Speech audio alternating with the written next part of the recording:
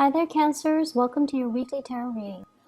Um, First off, the energy that I'm picking up for you guys is I feel like this is a very direction-oriented type of a week.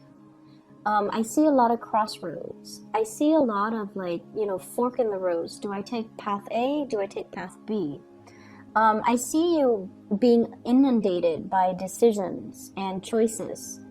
And I see you seeking guidance, from other people, internally, even for some of you, as to which path to take. So it's a major kind of like a crossroads type of a week. And it's really important that you understand, where you've come from, learn from past cycles, learn from patterns in your life from the past, and erring on the side of, taking the path that hasn't been taken before, okay? So it's like reviewing, it's almost like watching your life, kind of like as a video playing in front of you, the movie reel, watching it, and then figuring out, okay, I did that before, and it didn't, give me the outcome that I was hoping for. So this time, I'm going to do things differently. So aiming to do things differently, aiming to take a different path, that's going to be very crucial as we navigate the energy for this week. The first card that I have here is the Knight of Coins, the Knight of Pentacles. Once again, I see you kind of like at a standstill in the middle of the road, okay? And you're at a point where obstacles are not really in front of you. It's all about free will. So there's nothing physically restricting you, restraining you. You're not tied down to any specific course. No one is really forcing you to do anything. And I feel like this card indicates stagnation. Wanting to break away from the stagnation, but not knowing how to do so, and also fearing, like being very risk adverse and not wanting to make the decision that will kind of force you out of your comfort zone. The message is linked up with this card here. It indicates a time where there is a lot of internal conflict, being pulled in different directions. I see a lot of fear. And I'm feeling, for many of you, it's like I've worked so hard at it, so I'm, preparing myself to walk down this path. But I've worked so hard, and I feel like I've already mastered everything. So walking down this path, does it really contribute anything more? So I feel some of you have worked really hard at a specific project, at a specific thing in your life. And at this point, the passion and the joy that you came to it with is no longer there. So you're thinking about taking a different, like deviating from whatever you had planned to take a different course of action. Some of you are contemplating major career changes as well. And some of you, I feel, it's like there has been too much sunk cost. I've invested too much. So if I take a different path, there's a lot of risk and uncertainty associated with it as well. So I feel like you're reassessing the situation, and you're reassessing whether or not it is wise to continue on the same path because the passion is no longer there. But you've invested so much time and resources and energy that you feel compelled to continue forward, but it's really not in alignment with what your heart wants. So I see this internal conflict playing out. I also feel at this point, it is really important for you to think of life as not so much as a destiny where we're supposed to be, but more as, an experience. Everything that you have been through and everything that is laid out in front of you, they all serve as opportunities to learn new things, to learn more about ourselves, to test our capabilities, and to really get to know ourselves. So don't look at it as, a series of decisions to get me to point A, from point A to point B, but more like the path that meanders and that will allow me to have a lot of stimulating, exciting experiences and allow me to grow as a process. So it's not so much about the destination, it's more about just the experience, the process of going through things, and the process of making decisions when we are guided by our heart, so that our heart can steer us in the right direction. So I see a lot of indecisiveness coming through for you guys. I feel like you have a vision of what success means to you, and this is based on what other people have told you what success means. This has been based a lot more on, you know, the practical reality.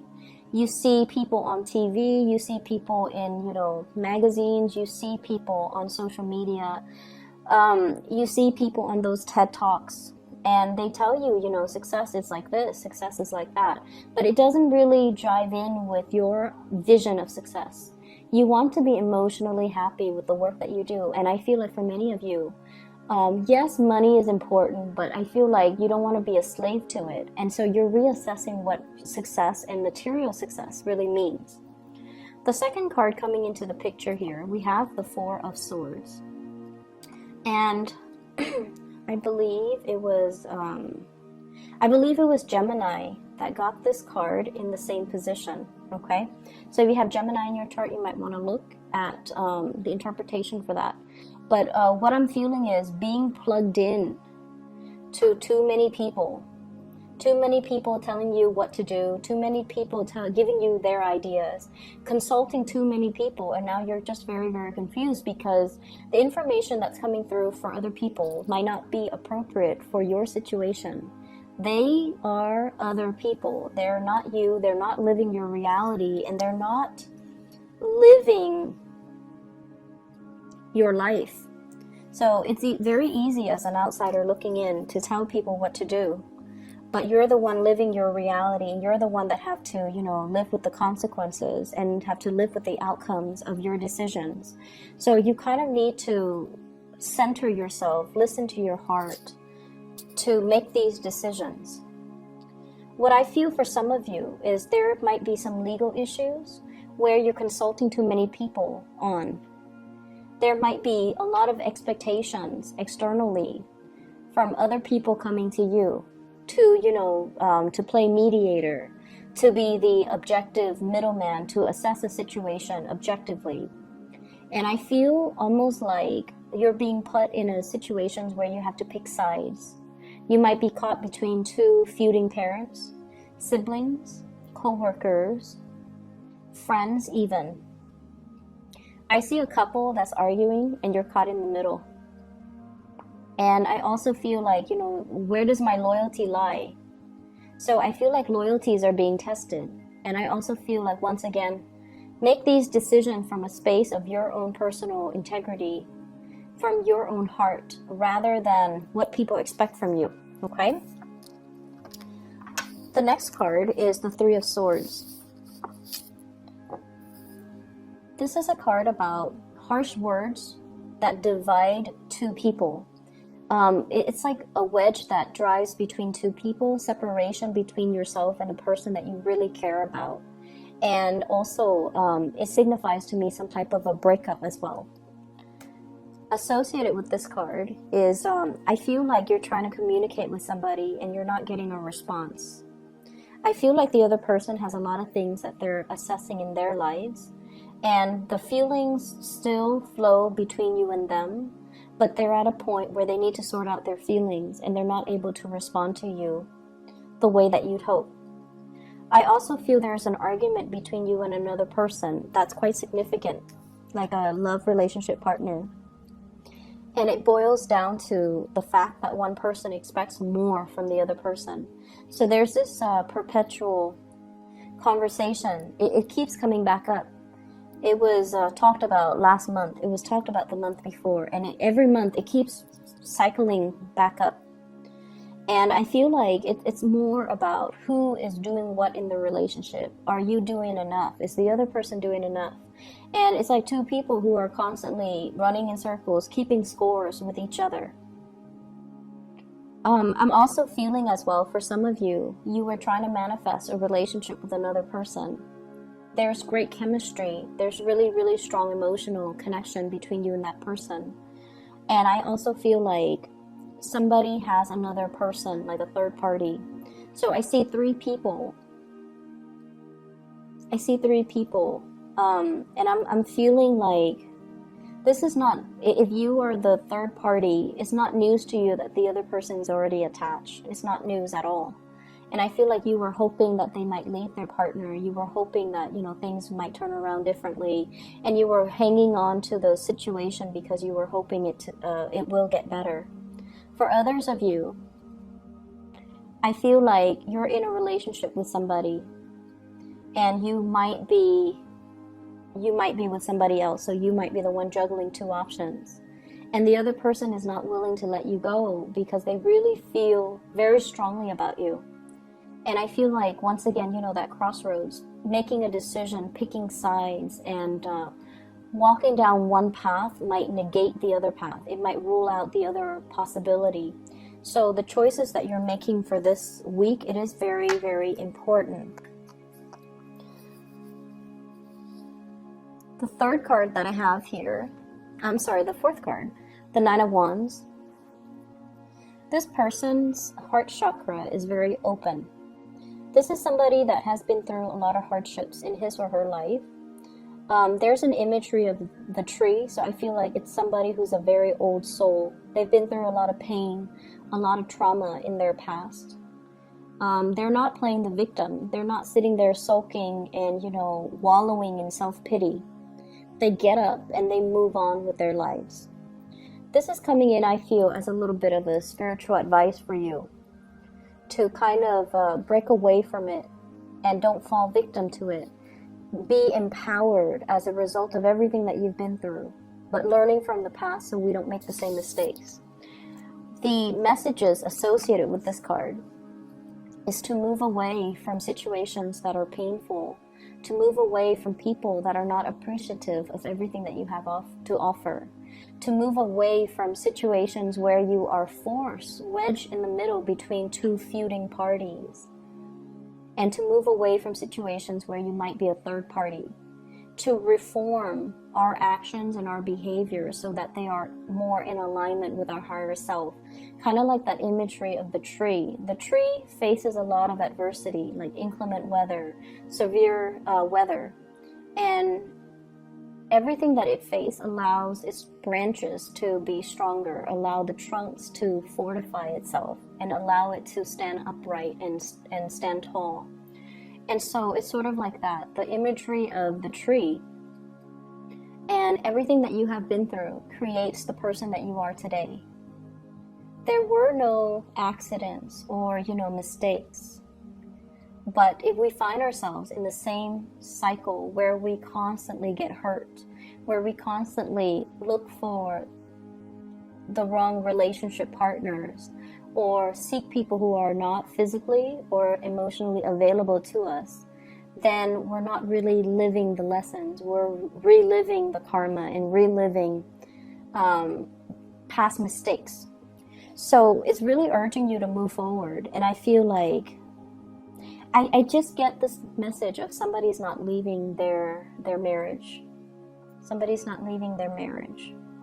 For those of you married couples, like married in relationships, or even, you know, relationships where you are sharing space with another person, I feel like there will be more harmony. There will be more, like the energy is going to be smoothing itself out, but it requires a lot of work from both parties. Not that is impossible, but I feel like it requires a lot of self-awareness from both parties. You have come to your own realization, your own self-awareness, where you are thinking about, you know, mistakes you might have made and aiming to do it better. And then the other person might be kind of behind the curve, where they're not at a point yet where they're reflecting on themselves, how they have contributed to the situation to cause the, you know, falling out. So they're still, you know, at a point where they're blaming you. But I feel like sooner or later, they're going to come to the realization that it takes two to tango, and that, you know, you're not all to blame, but they're not there just yet. So whatever harsh feelings that you've had right now, just kind of detach yourself and try to move away from it. And when the other person is ready, you will hear from them, okay? The last card that I have here is the Four of Cups. And the Four of Cups in this depiction, it is greatly about, you know, waiting for love to come in. Where is my soulmate? Where is my one true love? Where's the person that will complete me? Where's the person that I've been longing for? I feel for many of you, there is a long distance relationship here, and you're trying to bridge the divide. So the person might not be completely, constantly in your vicinity, and you know, you're going out and you're distracting yourself with other options, with even friends, with social engagement and things like that, because they're not around and you're waiting for them to come around. And then for others of you, there might have been a recent heartbreak, and so you're kind of drowning your sorrows. You're getting out and about, and you're trying to have fun, you're trying to forget. But I feel like the emotional connections that you are having with other people, it seems like it's a little bit more on the superficial end. Like it's just fun and games, but there's not a lot of substance associated with it. I see some of you going out and having a really good time, being the life of the party and having a lot of people around you. But deep down, I see this sense of loneliness, this sense of isolation. Like everything it's done under false pretenses. Like it's just fun, you know, I just want to be around people. But at the end of the day, the emotional connections between you and others are not there. I'm also feeling as well,